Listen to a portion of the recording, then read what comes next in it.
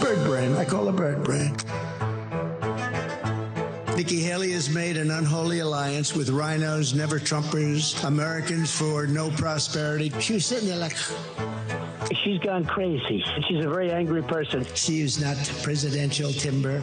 I don't need votes. We have all the votes we need. That's President Biden's latest campaign appeal to voters who will likely decide the election. Nikki Haley right now might be the most powerful person in politics. In the recent Arizona Republican primary, 19% of voters still cast their ballot for her, even though she dropped out weeks ago. About 100,000 people in Arizona voted for Nikki Haley. Arizona is one of 7 states that will decide this year's presidential election in 2020. Biden won it by 10,000 votes.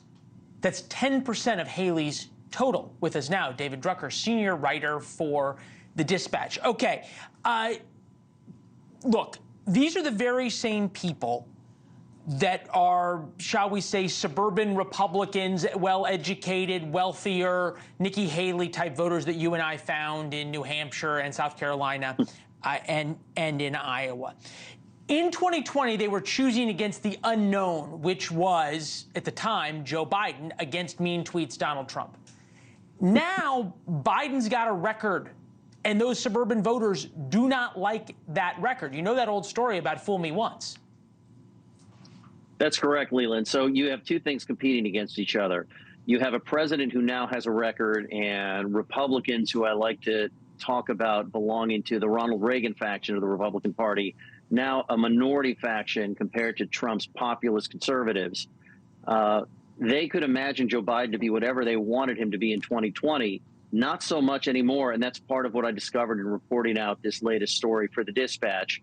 There are a lot of things these voters are concerned about when it comes to Joe Biden. On the other hand, this competes against Donald Trump's post-2020 election record that includes denying his loss to Joe Biden, claiming the election was stolen in January 6th.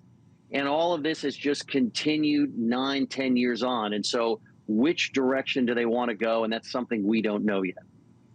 All right. So you think about what we saw last night in New York, and I'm not talking about the 3 presidents together. I'm talking about the mob outside waiting for all the donors, the pro-Hamas mob, the very progressive part of the Democratic Party that does not like Joe Biden.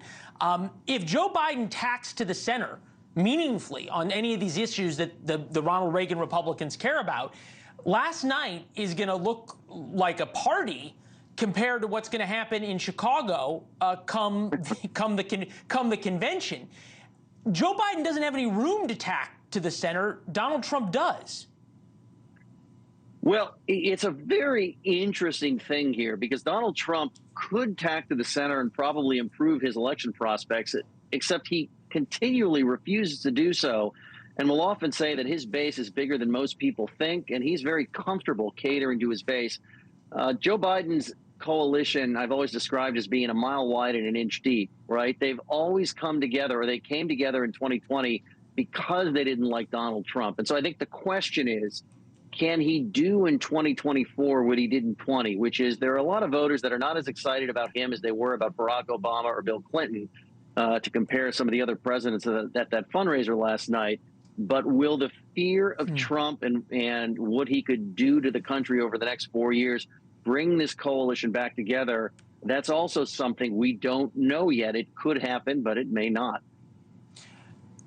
Right. I guess the ... would be, will Trump's ego allow him to court Nikki Haley voters? Because he loves telling people he doesn't. Well, okay. No. His ego won't allow it. Will his advisors convince him to do it? Will polling change? And when polling changes, Trump can all of a sudden get flexible, at least for a few seconds or so. That could happen. But as long as Donald Trump looks at polling and believes he's ahead, Leland, I don't think you're going to see him alter his behavior or his approach. Fair enough. And I guess the Trump folks would say, why would he? If polling shows he's ahead. David, it's always good. Great reporting. We follow you on Twitter and obviously at the Dispatch as well. And keep reading. It's always great stuff. Thank you.